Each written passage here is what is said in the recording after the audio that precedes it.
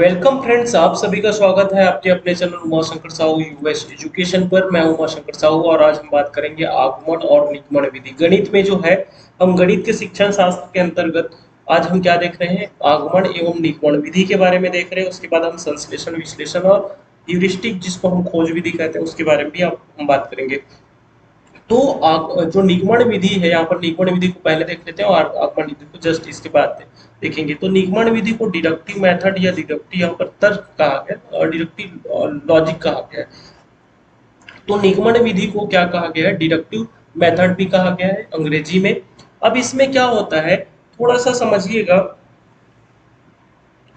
कि जब हम निगमन विधि की बात करते हैं तो जब हम सूत्रों, किसी सवाल को हल करने के लिए सूत्रों, सिद्धांतों, नियमों, परिभाषाओं, सूत्र, सिद्धांतों, नियमों, परिभाषाओं, परिभाषाओं की सहायता से हम क्या करते हैं, किसी सवाल को हम क्या करते हैं, सिद्ध करते हैं या किसी सवाल को हल करते हैं। तो वही क्या कहलाता है, निगमन कहलाता है या निगमन विधि कहलाता है। यहाँ पर कहा गया है, इस प्रकार का तर्क किसी ऐसे व्यापक कथन या परिभाषा से शुरू होता है जिसे बिना किसी संदेह के क्या किया जाता है, स्वीकार किया जाता है। आप देख पा रहे हैं और यहाँ पर ऐसा लिखा हुआ, और इससे उत्पत्ति के अगले चरण को निगमन किया जाता है। जैसे यहाँ पर देख रहे हैं, आपको समझ में आया होगा कि सभी इंसान नश्वर है और राघव एक इंसान है। तो सबसे पहले क्या कहा गया है, इस प्रकार के तर्क को ऐसे व्यापक कथन या परिभाषा से शुरू होता है जिससे बिना किसी संदेह के स्वीकार किया जाता है और इससे उत्पत्ति के अगले चरण को निगमन किया जाता है। जैसे यहाँ पर सभी इंसान, तो सभी इंसान क्या है, नश्वर है, और यहाँ पर राघव क्या है, एक इंसान ही है। तो राघव क्या हो जाएगा, नश्वर हो जाएगा। दोनों को हम मिला देंगे तो यहाँ पर, और एक जैसे मैं आपको और कुछ बताऊं इसमें सॉरी, निगमन विधि में तो कुछ चीजें हमको नोट भी करनी होगी, आप नोट भी कर सकते हैं। अभी हम बताने जा रहे हैं कि जब भी हम क्या करते हैं, सूत्र, सिद्धांत, परिभाषाओं और नियमों का हम प्रयोग करते हैं, किसी सवाल को हल करते हैं, तो वो क्या कहलाता है, निगमन तर्क कहलाता है या निगमन विधि कहलाता है। और आगमन विधि को जानने से पहले हम कुछ पॉइंट्स के बारे में बात करते हैं। तो यहाँ पर आप इसको लिख लीजिएगा, आपको लगे तो, नहीं तो आप सुनिएगा, तो उससे भी आपको काफी हेल्प मिलेगा। तो सबसे पहली बात, जो निगमन विधि जो स्टार्ट होता है वो कैसे होता है, वो सामान्य से क्या होता है, विशिष्ट की ओर जाता है। सामान्य से विशिष्ट की ओर। अब सामान्य से विशिष्ट की ओर कहने का मतलब है कि जैसे किसी जो छात्राध्यापक को क्या किया जाता है, क्या बोल दिया जाता है, यदि एक सरल रेखा दूसरी सरल रेखा को काटती है तो उसके द्वारा निर्मित चारों कोणों का जो योग है वो चार समकोण होता है या तो 360 होगा। तो इसके लिए जैसे भी हम क्या करते हैं, सामान्य ज्ञान जो होता है, सबसे पहले बच्चों को सामान्य ज्ञान कराई जाती है और सामान्य ज्ञान कराने के बाद हम क्या कर देते हैं, उनको अनेक उदाहरण क्या करते हैं, प्रस्तुत करते हैं और उस नियम की जो सत्यता है उसको सिद्ध करते हैं। अब यहाँ पर हम क्या कर दें कि पहला जो विशेषता है वो सामान्य से विशिष्ट की ओर होता है। ये विशेषता आप याद रख लीजिएगा, सामान्य से विशिष्ट कितनी बार पूछा जा चुका है ये, सामान्य से विशिष्ट की ओर। सामान्य से विशिष्ट की ओर कहने का मतलब है, या कह सकते हैं इसी को फ्रॉम जनरल टू पर्टिकुलर। मतलब यहाँ पर आप क्या कर रहे हैं, सामान्य से विशिष्ट की ओर बढ़ रहे हैं। और सामान्य क्या है कि जो परिभाषा दिया है, नियम दिया है, सूत्र दिया है, सिद्धांत दिया है, वही क्या है, सामान्य है। अब उसी के माध्यम से हम किसकी ओर, विशिष्ट, मतलब हम उनको काफी सारे एग्जाम्पल हम दे रहे हैं, ढेरों हम एग्जाम्पल देंगे, तो एग्जाम्पल जो हो जाएगा वहां पर विशिष्ट हो जाएगा, ताकि उनको क्या हो सके, उस सामान्य से हम विशिष्ट में बढ़े तो उनको आसानी से क्या हो सके, समझ में आ सके। दूसरा हम देखें, ये बहुत इंपॉर्टेंट पॉइंट है, आप इसको याद कर लीजिएगा, सूक्ष्म से स्थूल की ओर। सूक्ष्म से स्थूल की ओर, फ्रॉम अब्स्ट्रैक्ट टू कॉन्क्रीट, लिख लीजिएगा इसको भी, सूक्ष्म से स्थूल की ओर।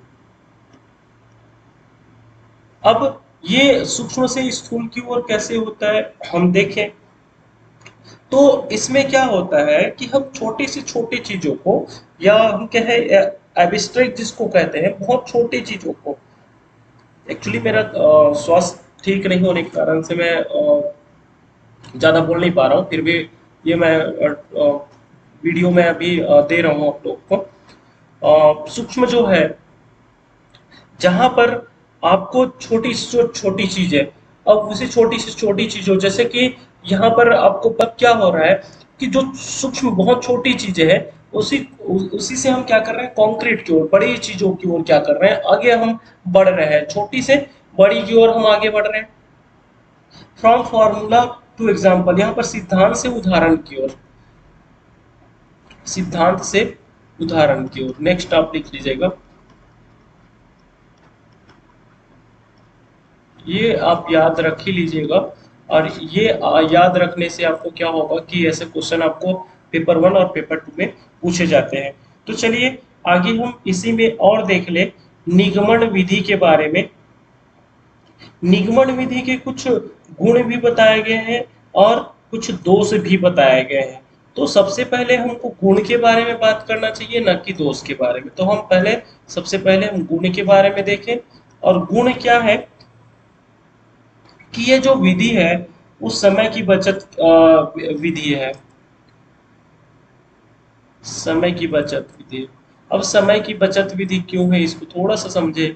समय की बचत विधि, अब समय की बचत विधि ऐसा है कि परिभाषा आपको मिल गया, सूत्र सिद्धांत सारे चीज मिल गया, उसी से आपको क्या करना है, डायरेक्ट आपको सामान्य चीजों से आपको विशिष्ट चीजों की ओर बढ़ना है। ये सामान्य से हम विशिष्ट की ओर बढ़ते हैं, तो इसमें हमको कम टाइम लगता है, इसमें खोज करने वाली काम नहीं होती है, तो पूछ परख वाली काम नहीं होती है, तो इसमें टाइम की बचत होती है। चलिए दूसरा हम देखें,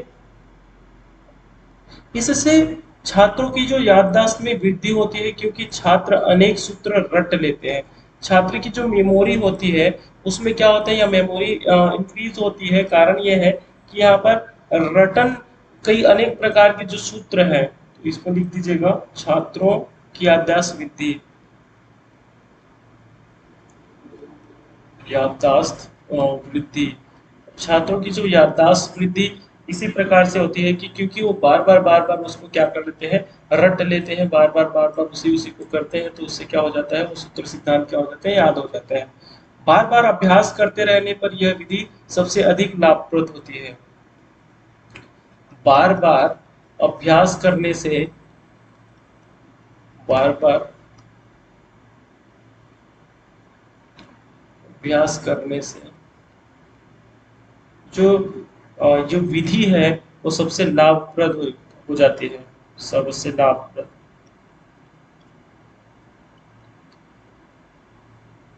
ठीक, इतना समझ में आएगा।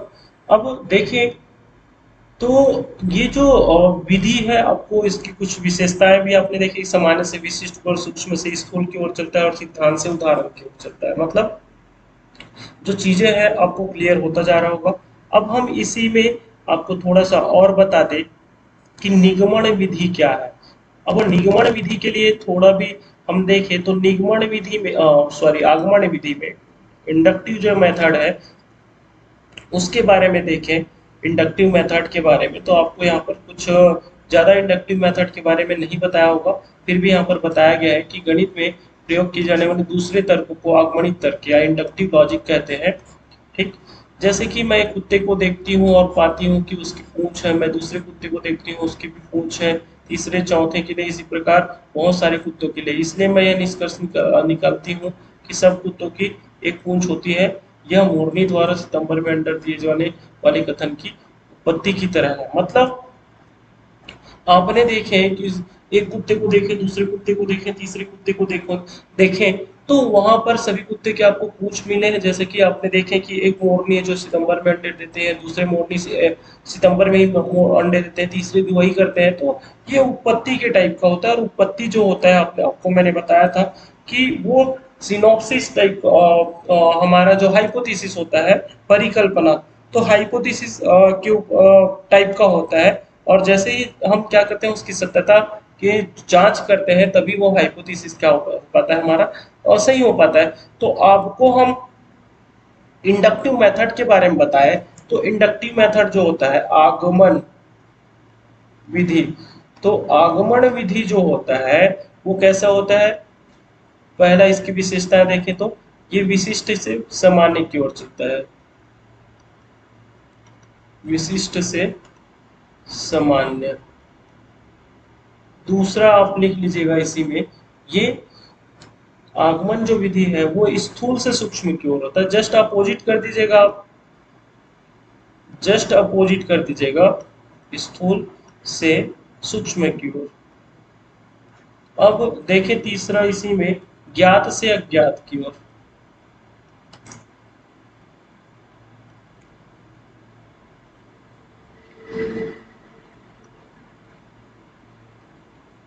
अज्ञात की ओर। अब देखिए तीन और जो इनकी विशेषता है, विशिष्ट से सामान्य की ओर, मतलब विशिष्ट क्या, जब भी हम क्या करते हैं आगमन विधि के बारे में देखें तो हम उदाहरणों के माध्यम से हम क्या करते हैं, क्या किसी टॉपिक को किसी चीज को हम समझाने की कोशिश करते हैं। तो उदाहरण यहाँ पर आप प्रमुख रूप से माने जाते हैं। उदाहरणों के माध्यम से हम क्या करते हैं, कॉन्सेप्ट क्लियर करते हैं, समझाते हैं। जैसे हिंदी में मैं बोलूँ, रही मन पानी राखे बिन पानी सब सुन पानी गए न उभरे मोती मानुष, इस टाइप का मैं श्लेष अलंकार जो होता है उसके बारे में मैं बताऊं, तो ऐसे जो है विशिष्ट से हम क्या करते हैं सामान्य की ओर चलते हैं। तो यहाँ पर विशिष्ट मतलब उदाहरण, किसी भी टॉपिक को किसी भी चीज को है ना समझाने के लिए हम क्या करते हैं उदाहरण का प्रयोग में लाते हैं, तो वो क्या कहलाता है आगमन विधि कहलाता है। मतलब उदाहरण के माध्यम से हम क्या करते हैं सूत्र सिद्धांत परिभाषाओं की ओर आगे बढ़ते हैं, वही क्या कहलाता है आगमन कहलाता है। और ये स्थूल से सूक्ष्म की ओर होता है, मतलब फ्रॉम कॉन्क्रीट टू अब्स्ट्रैक्ट, मतलब जिस चीजों को हम देख रहे हैं छू रहे हैं, तो कॉन्क्रीट से हम अमूर्तीकरण कहते हैं ना, तो मूर्त से अमूर्त की ओर जैसे कहते हैं, तो ये कॉन्क्रीट टू अब्स्ट्रैक्ट कहा गया। उसी प्रकार से ज्ञात से अज्ञात की ओर, तो फ्रॉम नोन टू अननोन, तो ज्ञात से अज्ञात जो चीजें आप जान रहे हैं और जो चीजें नहीं जान रहे हैं उसी चीजों की आप जानने की क्या करते हैं यहाँ पर कोशिश करते हैं। तो ये रहा इंडक्टिव और आपके डिडक्टिव मेथड। और इंडक्टिव और डिडक्टिव मेथड में आपको कुछ नहीं, दो तीन चीजें पूछे जाते हैं, इसके विशेषताओं के बारे में पूछा जाता है, इसके गुण और दोषों के बारे में पूछा जाता है। तो हमने इसकी विशेषताएं तो बता दिए हैं, अब देखें कि इसके जो गुण और दोष है वो देख लेते हैं। और इसके बाद थोड़ा सा हम आपको बताएंगे कि आगमन विधि और निगमन विधि में अंतर कैसे आप बता सकते हो, और आगमन विधि और निगमन विधि के में एक्चुअली में अंतर है क्या। तो चलिए आगमन विधि के कुछ लाभ के बारे में या गुण के बारे में देखें, तो आप लिखना चाहे तो इसको आप लिख सकते हैं। तो चलिए यहाँ पर हम लिख देते हैं आगमन विधि के कुछ गुण हैं। तो इस विधि के द्वारा बालक जो होता है वो स्वयं परिश्रम करता है।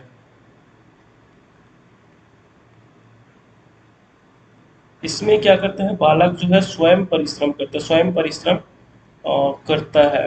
कौन, बालक स्वयं परिश्रम करता है, और या स्वयं परिश्रम करके नवीन खोज या नवीन नियमों की खोज करता है। स्वयं परिश्रम करके क्या करते हैं नवीन नियमों का खोज करते हैं। तो ये क्लियर हुआ होगा। दूसरा देखें इसी में, यह विधि छात्र मनोवैज्ञानिक ढंग को अपनाकर ज्ञान प्राप्त करता है। जो ये जो विधि है वो क्या माना गया है, जो आपके आगमन विधि है उसको मनोवैज्ञानिक विधि माना गया है। ये लिख लो, मनो मनोवैज्ञानिक विधि। और ये जो विधि है आगमन जो विधि है, आगमन विधि में हमको क्या करना होता है, हमको क्या करना है हमने पहले भी बताया था आपको कि जो आगमन विधि है वो ज्ञात से, यहाँ पर देखो आपको मैंने यहाँ पे दिखाया है ज्ञात से अज्ञात की ओर।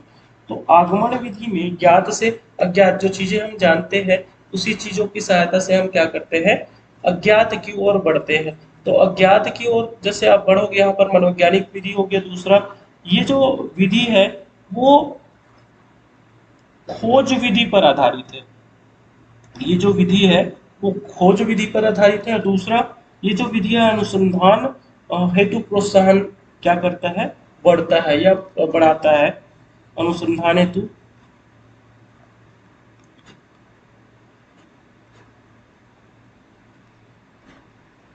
हेतु प्रोत्साहन को क्या करता है, प्रोत्साहन बनाता है। चलिए अब देखें, तो प्रत्यक्ष ज्ञान प्राप्त होने के कारण विषय रुचिकर हो जाता है। चौथा, यहाँ पर जो जो भी ज्ञान होता है वो प्रत्यक्ष ज्ञान होने के कारण से क्या होता है, तो रुचिकर होता है। किसके कारण से, प्रत्यक्ष ज्ञान के कारण से। ठीक। अब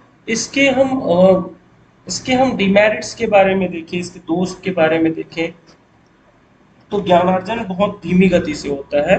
किसमें, आगमन विधि में। ज्ञानार्जन बहुत धीमी गति से। ओके, अब बात करें, समय अधिक लगता है जो आपके इंडक्टिव मेथड जो है उसमें समय अधिक लगता है। तो आपको ये क्लियर समझ में आ गया होगा। और समय जब अधिक लग रहा है तो पाठ्यक्रम भी पूरा नहीं हो पाएगा। किस विधि से पढ़ाने पे, आगमन विधि के आगमन विधि के हिसाब से आप पढ़ा रहे हैं तो पाठ्यक्रम का पूरा नहीं हो पाना, पूरा नहीं हो पाना। आगे हम देखें इसी में कि सभी विषय व विषय वस्तु को नहीं पढ़ाए जा सकते। अब जब टाइम भी नहीं है उनके पास तो वो क्या कराएंगे। चौथा आप देख सकते हैं, सभी विषय वस्तु पर जो है अध्यापन नहीं हो पाता है, अध्ययन अध्यापन नहीं हो पाता है। तो ये रहा आपके इंडक्टिव और डिडक्टिव मेथड। इसमें थोड़ा आप देखना चाहें तो मैं आपको दो चार लाइन आपको बता दूं, आगमन और निगमन विधि के जो अंतर है वो हम देखें। आगमन विधि में सबसे पहली बात तो विशिष्ट से सामान्य की ओर जो होता है, विशिष्ट से सामान्य की ओर, विशिष्ट से सामान्य की ओर, तो जस्ट इसके अपोजिट हो जाता है सामान्य से विशिष्ट की ओर। ठीक। उसके बाद देखें, जो मैंने यहाँ पर कहा था आपको कि जो आगमन विधि, ये आगमन में लिखो और ये क्या है, निगमन लिखो। अब यहाँ पर दूसरा पॉइंट हम देखें कि अभी अभी जस्ट मैंने कहा कि ये मनोवैज्ञानिक विधि कह सकते हैं।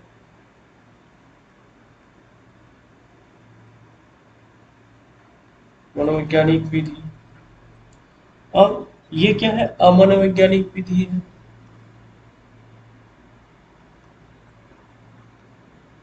वैज्ञानिक विधि क्यों है, क्योंकि यहाँ पर रिसर्च वाली बात आती है, बच्चे खोज करते हैं, अपने ज्ञान का निर्माण स्वयं करते हैं इस प्रकार से।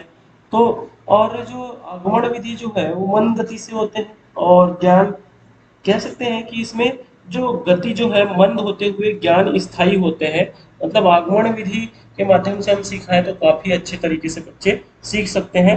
और निगमन विधि में तीव्र गति से तो होते हुए भी ज्ञान क्या हो जाता है, ये अस्थायी होता है। यहाँ पर ज्ञान क्या होता है, ज्ञान स्थायी होता है, और यहाँ पर ज्ञान अस्थायी होता है।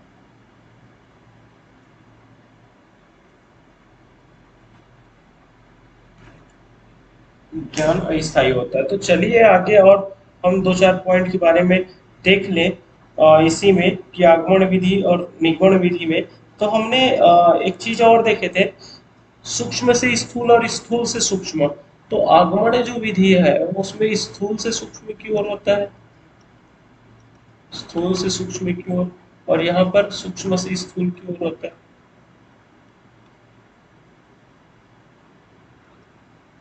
ठीक। अब और देखिए इसी में एक आध, तो नियमों का निर्धारण किया जाता है। मतलब यहाँ पर नियम सूत्र सिद्धांत नहीं होते हैं, लेकिन क्या करते हैं, उस सवाल को हल करने के बाद नियमों का निर्धारण किया जाता है। नियमों का निर्धारण किया जाता है, और सूत्र सिद्धांत से यहाँ पर क्या करते हैं, सूत्र सिद्धांत के माध्यम से सवाल को हल करते हैं। मतलब समान से क्या होते हैं, समान से वो विशिष्ट की ओर जाते हैं। तो इसमें और बताने लायक मुझे नहीं लगता है कि और कुछ बचा है आगमन और निगमन विधि से। तो आपको वीडियो अच्छा लगा हो तो हमें लाइक और कमेंट कर जरूर बताइएगा। Thank you.